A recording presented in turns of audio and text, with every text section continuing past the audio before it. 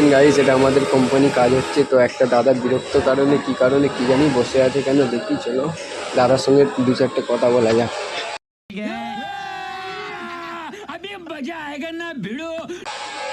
Hello দাদা, আপনি এখানে বসে আছেন কেন? আর মা কি বলবো তোমাকে, এই যে আমার এই যে আমাকে সেলাই করতে এসে দেখি না আমার মাথায় ঘাট তুলে দিয়ে বস্তা। আরে এগুলো তো খারাপ কাজ। আমি এখানে লুকিয়ে বসে আছি।